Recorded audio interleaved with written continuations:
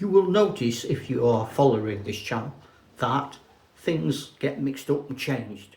The lists that I send and then I alter them later on. It's because this is dynamic. People are telling me things, people are voting, people are saying, no, I don't want that, and I'm trying to keep it to 10 and it's getting impossible, and I've started to give special awards. So, I'm Galen, and I've got Parkinson's, and this has been a lot more tricky than I thought it was going to be.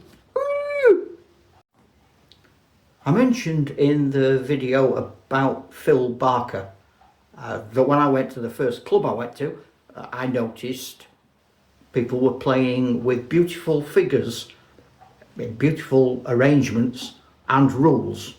And the rules struck me dramatically. I'd seen soldiers before, but I hadn't seen rules. But looking at the figures more closely, they weren't like any figures I'd ever seen.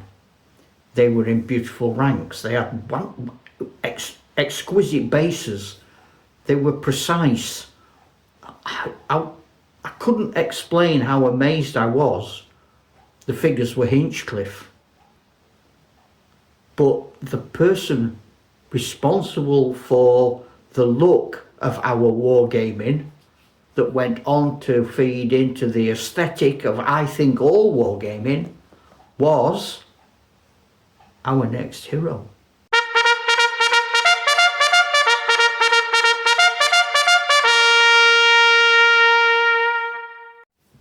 Peter wasn't a designer. He didn't make rule systems.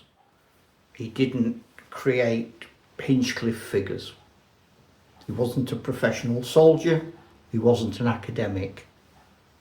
But he had a keen interest in several things.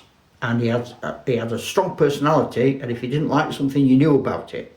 So number one, he was in the Society of Ancients, where he was a lead figure in the Society of Ancients. I think he was particularly keen on Roman things.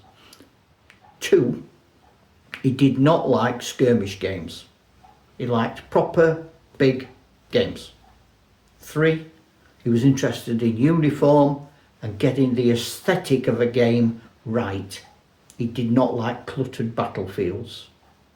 He liked things to be architectural, he liked things to be clean, he liked things to look right. Base sizes. I remember playing a game with some guys who actually had known him in the Society of Ancients. And their basing, and they used Wargames Research Group, but Peter was so influential when he went to shows and exhibitions and people saw his table, blew them away. Everyone wanted their armies to look like that. They had menace. They looked like they knew what they were doing. But on these bases, sort of the Roman army, you'd have maybe 4 soldiers side by side with swords because they jab. But on the same size of those 4 soldiers' bases, you'd have one Gaul swinging a big massive sword because he needed more room, which meant in certain, look at Boudica, you know, the final battle, there's 2 forests, Romans in the middle, Boudica's got a much bigger force, you can't get at them, bottleneck. You could show that with careful, thoughtful basing. And that sort of attention to detail is what changed a lot of the hobby. People wanted their armies to look that good. Now, because Peter's forces were then shown at conventions and shows in the 60s, early 70s, the people going to those shows took notice, and they saw his ancient, mainly he liked ancients. I played Napoleonic. I wasn't a big Ancients fan, but that's what he did. So they'd go and they'd see his phalanxes of hoplites. And then Hinchcliffe, for example, would notice that sales of that figure spiked. So they began to be influenced by what was on his table. And that led to people seeking his advice about what he was going to put on his table, because it mattered. He was so influential. You know, choosing one unit over another could be the difference between that unit becoming popular and mass-produced and ending up not in the game. Who has that power today? He didn't do it commercially. He just did it because he believed in it fervently, powerfully, consistently believed in what he was trying to do. He was a perfectionist. He did not, how can we say this? I'm just going to say that. Let's put it like this, he was a perfectionist. Fantastic. Well done. Superb. Great. Gave my wargaming, even today, impetus.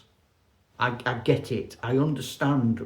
I like those forces at something like perhaps 10 mil or 6 mil.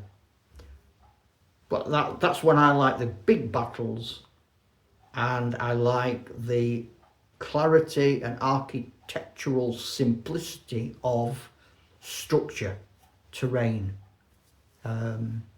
Skirmish games, I love skirmish games. And in skirmish games I have a clutter of a scene. But I understand why he didn't want that. And I appreciate why he didn't want that. And I think we should understand and at least consider why that may well be the right way to go for some games. Tragic.